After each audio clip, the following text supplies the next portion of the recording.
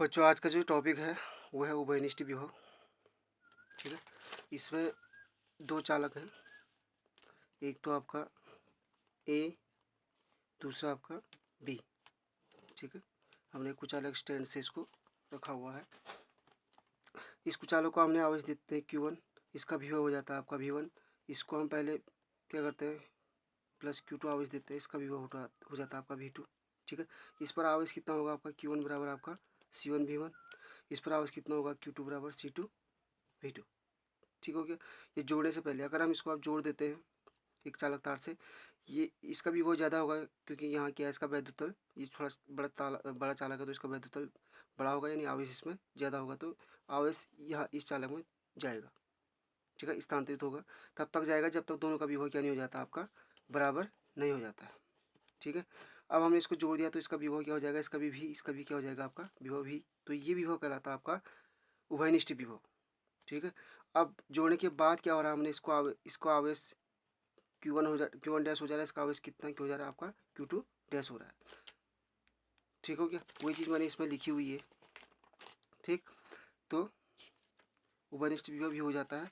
तो प्रथम चालक पर आवेश कितना आपका Q1 डैश बराबर C1 भी, दूसरे पे कितना आपका Q2 डैश बराबर C2 भी, ये तब है जब जोड़ने के पश्चात। ठीक है, टोटल आवेश कितना हो जाएगा Q बराबर Q1 प्लस Q2। ठीक, Q का मान रखा हुआ है C1 भी प्लस C2 भी, यानी C1 V1 plus C2 V2 इनके मान रखे हुए। V बराबर V कॉमन आ गया तो कितना हो जाएगा C1 प्लस C2 बराबर C1 V1 plus C2 V2, यानी V का मान कितना हुआ C1 V1 plus C2 V2 upon C1 plus C2। उभयनिष्ठ विभव कितना हुआ C1 V1 plus C2 V2 upon C1 plus C2। इसको हम ऐसे भी लिख सकते हैं। ठीक है, समीकरण 1 और 2 को हमने डिवाइड किया है तो क्या होगा आपका, कितना आया C1 अपॉन C2 आया। इसका मतलब क्या हुआ कि आवेश जो है धारिता के अनुपात में बढ़ गया। अब उसी में आता है आपका स्थानांतरित आवेश की मात्रा। स्थानांतरित आवेश कितना हुआ, एक चालक से दूसरे चालक में कितना आवेश गया, तो चालक को जोड़ने से पूर्व आवेश कितना था Q1, चालक को जोड़ने के पश्चात कितना हो गया Q1 डैश। तो चालक पर स्थानांतरित आवेश, चालक B पर स्थानांतरित आवेश कितना हो जाएगा आपका डेल्टा Q बराबर Q1 माइनस Q1 डैश बराबर उन्हीं के मान रखे हुए हैं C1 V1 minus C1 V बराबर C1 V माइनस V। अब इसका हम मान रखेंगे जो उभयनिष्ठ विभव आया है। ठीक है, तो डेल्टा Q बराबर कितना हो जाएगा C1 V1 minus C1 V1 plus C2 V2, C1 plus C2 ये उभयनिष्ठ विभव था।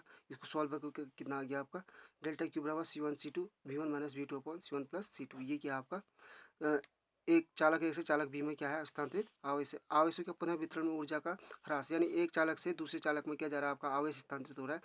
तो ये चालक तार जो ये हो जाती है आपकी गर्म हो जाती है, यानी ऊष्मा के रूप में थोड़ा सा आवेश मुक्त हो जाता है, तो आवेश की मात्रा थोड़ा सा कम हो जाती है, तो यानी स्थितिज ऊर्जा की मात्रा भी थोड़ा सा क्या हो जाती है, कम हो जाती है।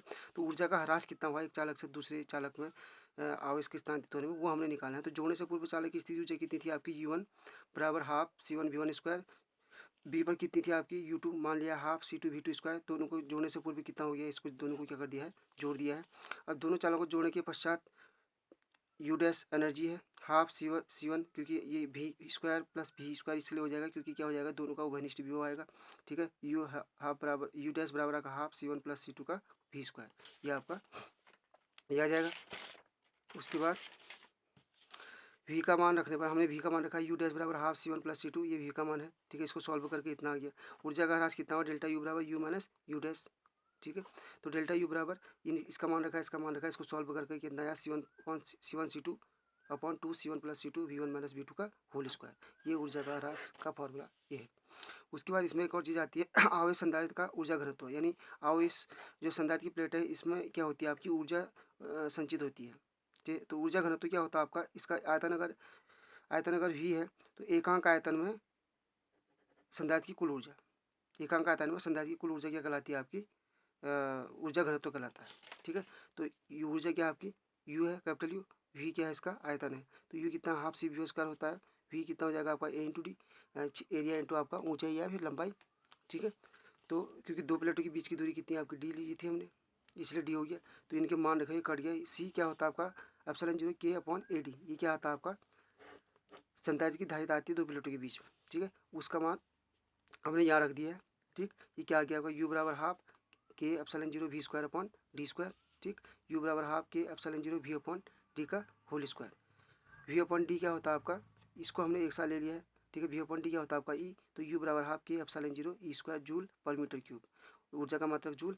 और वॉल्यूम का कितना हो जाएगा आपका मीटर क्यूब। यू बराबर यानी ये स्मॉल यू है, स्मॉल यू हाफ के एप्सिलॉन 0 ई स्क्वायर।